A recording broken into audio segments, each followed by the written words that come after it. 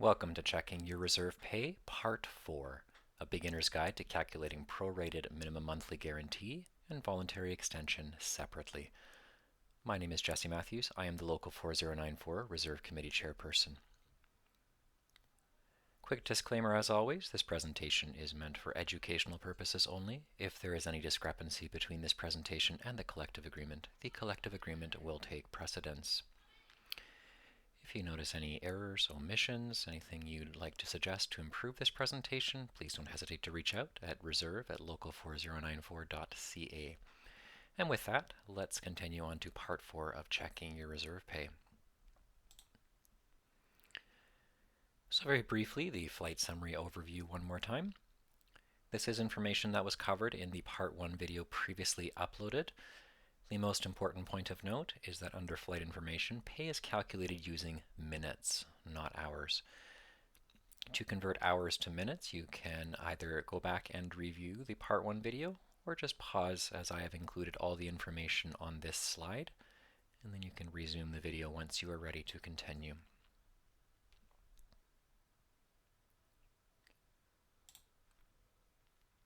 Flight information and flight duty credits.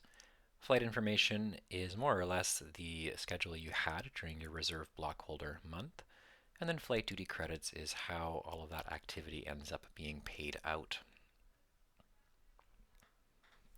You will see when looking in flight information that items such as DPG, deadhead, airport standby, and more are included along with your actual flying. And then under flight duty credits, regardless of the nature of the activity, this ends up being paid out to you, corresponding with the index numbers. So for example, index item number 1 under flight information is for a Vancouver to Toronto flight. I am entitled to 282 minutes of pay, and we see again looking over under flight duty credits that I am paid 282 minutes, and that ends up being $122.86 based on the applicable rate of pay at that point in my career.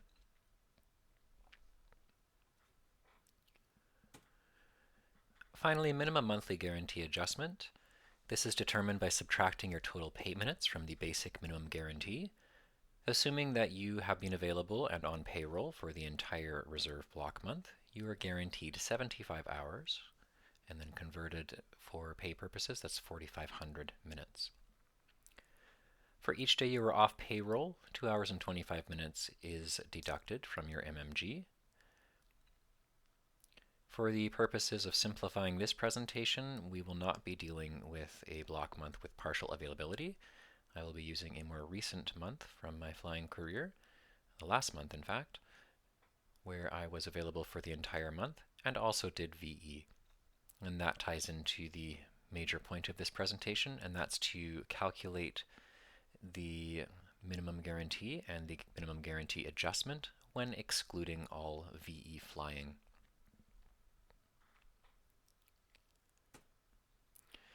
So again, flight information overview. Pay is calculated using minutes, not hours, and flight information is akin to your flying schedule in your reserve block month.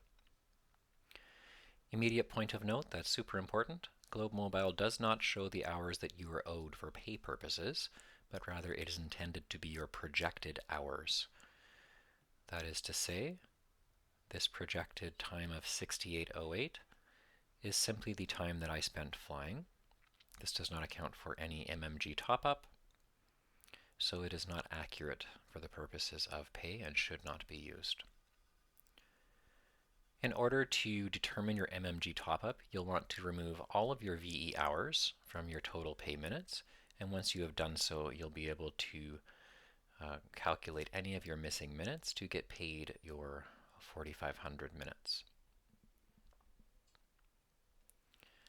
So in this case, 4,618 minutes are my total pay minutes for the month, and this includes the hours I've flown on VE, and then any of the activity previously in the month, but this does not include the top-up. So now it's time to separate all of the VE flying. Index item number 21 is the first point of any flying or flying activity I did that corresponds to VE. I did a Kelowna turn, and because that was less than 4 hours, I was topped up with an additional 116 minutes. And that shows under DPG and index item 21, while item 22 and 23 are labeled as 100 hours, which of course is the other term for VE. Index item 24, this is the vacation that I was awarded for the November 2021 block month. Unlike VE, this is part of the MMG calculation, so we will not be subtracting the 1225 minutes from 4618. We will, however, subtract 116, 64, and 60 from 4618. Index item 25 and 26 are for the Saskatoon turn that I did on VE on the 28th of November. These will also need to be deducted from the total pay minutes. And then finally, index item 27. This was an overlap Toronto pairing. So the first leg going to Toronto is in this block month, while the return leg is in the December block month, so we're not going to be concerned with that. So we have 4618 as the total minutes flown. This is again excluding any MMG top-up. We know that 4500 is what we are guaranteed, again assuming we've been available and on payroll for all of our reserve duty days in a given reserve block month. So now we need to start subtracting all of the reserve related pay minutes so that we can eventually figure out what was flown without MMG top-up.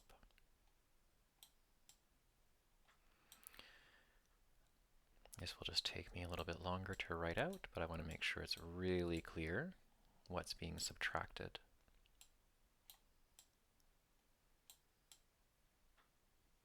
And then finally 257.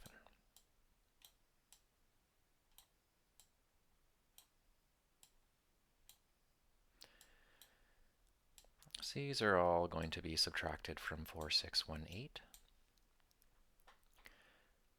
When doing that, we get a grand total of 3,837 pay minutes.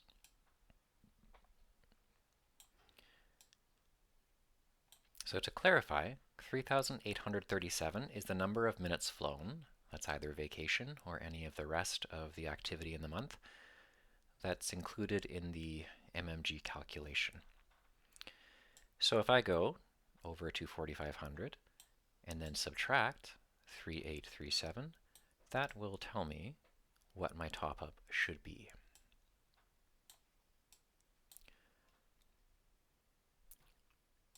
Now when I do that, that ends up being 663 minutes that I am owed that are not included in my minimum monthly guarantee top-up. So we're going to go check that in the very last section of the flight summary, but before we do that, we want to make sure that all of the 4,618 minutes have been paid out. This is again exclusive of any MMG top-up. So flight information, again, is akin to your schedule for a reserve block month, while flight duty credit shows what you're paid for that activity. So for example, again, we have index item 1, where 86 minutes are owed for my Vancouver-Calgary flight. And then once again, we can see that with index item 1, there's 86 minutes, and 5806 has been paid out. This goes on for all 27 of the index items on both sides. We can see that the same rate is paid, and this is true for flight attendants. For service directors, it depends on aircraft type, but that is beyond the scope of this particular presentation. So assuming the same aircraft type, as long as you multiply the minutes by the rate, you should end up with the number here each time. Totaling that all up, we have $3,117.89. This is the total that's paid out without factoring in any MMG top-up. So that's okay. We have no issue there. Something I want to point out to you, 4,618 minutes. This is not equal to the 68 hours and 8 minutes showing in Globe Mobile, and this is why we don't use Globe Mobile for the purpose of pay. All Globe Mobile is supposed to show are your projected hours without factoring in any top-up. So let's go on to the next slide. Just to make it easy, I have carried over the $3,117.89. That is the amount that was paid out for any of the flying without factoring in the minimum monthly guarantee top-up. So let's have a look under minimum guarantee adjustment. This is where we should see the adjustment to get us up to 4,500 minutes. I'm seeing an immediate problem because 4,500 minutes is here, but total pay minutes is showing as 3,953, and the minimum guarantee adjustment is showing as 547. And accordingly, on the next line, we are seeing that 547 minutes have been paid, which comes out to $369.32. The rate of pay is correct. The issue is the number of minutes for the top-up. Now, just for the purpose of making this easier, what we found on the previous slides when calculating everything by hand is that 3837 was the number of minutes that we had when subtracting all of the VE items from flight information. And again, that was everything from 21, 2, 3, excluding vacation, 25, 26, 27. And we determined that 663 was supposed to be our MMG top-up.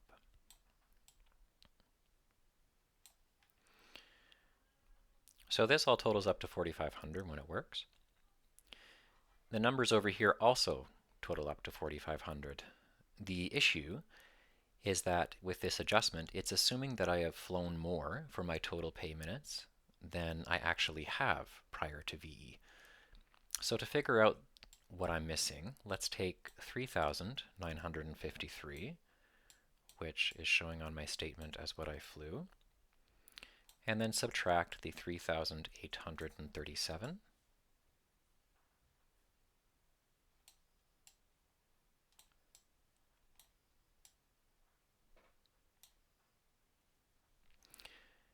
And when I do that, I didn't prepare the math on this one beforehand this time, so let's just do it really quickly. So 116 minutes are missing for the minimum guarantee adjustment.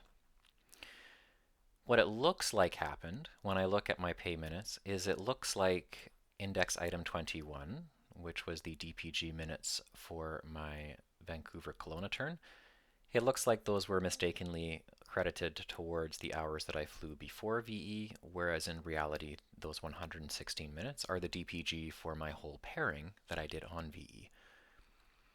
So in order to fix this, what I'll need to do is go to eClaims, which we have covered in a previous video. And then instead of crew cycle expenses, we'll be going into pay adjustment instead, where essentially there is a giant text box where you enter in any of the information pertaining to what you are owed. So in this case, the amount that I am owed is $78.32. And then once I eClaim for that, I'll just be waiting until pay looks at that and then adds that on to my next pay statement. I hope this is helpful. If you have any further questions, you can reach out to me at reserve@local4094.ca, and I'd be more than happy to assist you. Thank you for watching. Take care.